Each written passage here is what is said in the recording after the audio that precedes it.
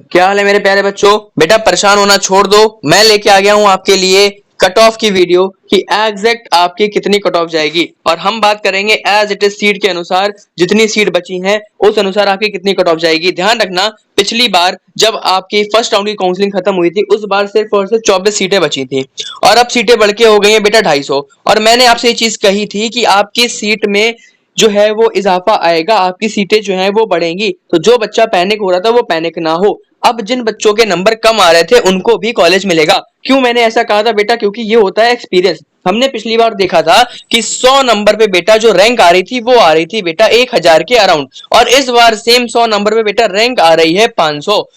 बार क्या है कि बेटा 90 से लेके 100 के बीच में बहुत सारे बच्चे हैं, बिकॉज पेपर का लेवल कैसा आया था, हाई आया था। और कुछ बच्चों की कंप्लेंट थी कि उनके नंबर जितने आ रहे थे उससे थोड़े कम हो गए हैं। तो उस सबको देखते हुए बेटा कट ऑफ इस बार की कम जाने वाली है। तो कट ऑफ कितनी जाएगी, कैसे जाएगी, आप सिर्फ ये एक वीडियो देख लीजिए, आपको कहीं और भटकने की जरूरत नहीं है। आपके सारे डाउट बेटा इस एक ही वीडियो में मैं क्लियर कर दूंगा। ध्यान रखना बेटा, एक्सपीरियंस इंसान से अगर आप कोई चीज कराओगे तो आपका हमेशा फायदा होगा। तो सबसे पहले देख लेते हैं कि कितनी सीटें बाकी हैं।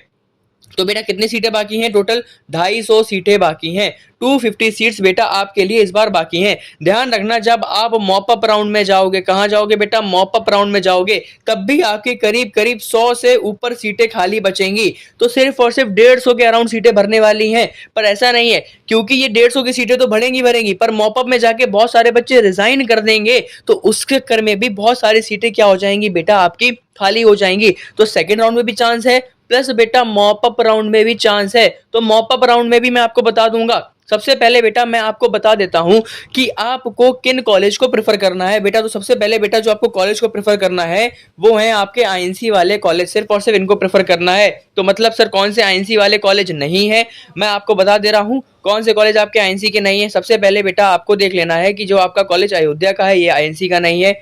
आपका बहराइच का कॉलेज बेटा है ये आईएनसी का नहीं है। उसके बाद बेटा आपका जो फिरोजाबाद वाला कॉलेज है ये आईएनसी का नहीं है। उसके बाद बेटा आपके पास उरई का कॉलेज आईएनसी का नहीं है, सहारनपुर का नहीं है और शाहजहानपुर का नहीं है।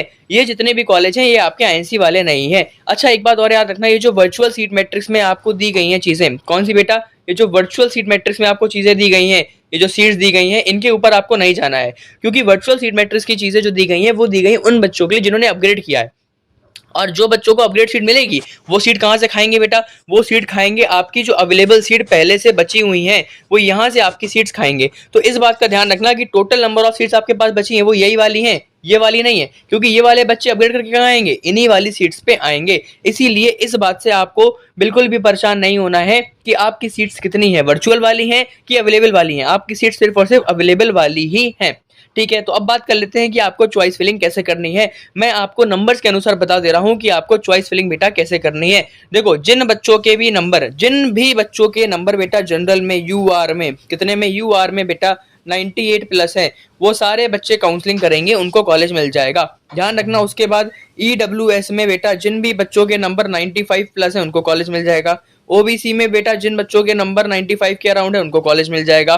बात बचती है बेटा एससी और एसटी की।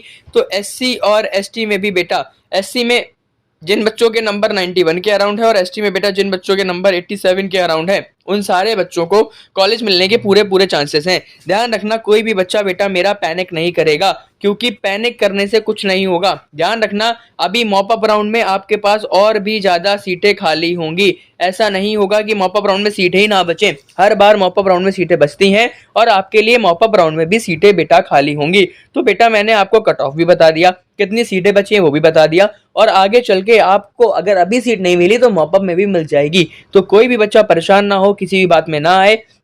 अगली वीडियो में मैं आपको बता दूंगा कि कैसे आपको रजिस्ट्रेशन करना है सेकंड राउंड में, कैसे आपको चॉइस फिलिंग किस ऑर्डर में करनी है। तो बने रहिए, ये वीडियो बेटा आपकी हेल्प करेगी समझने में कि क्या आपकी कट ऑफ जाएगी, क्या आपकी कट ऑफ नहीं जाएगी। तो मिलता हूं मैं आपसे नेक्स्ट वीडियो में, तब तक के लिए अपना ध्यान रखिए। जय हिंद, जय भारत।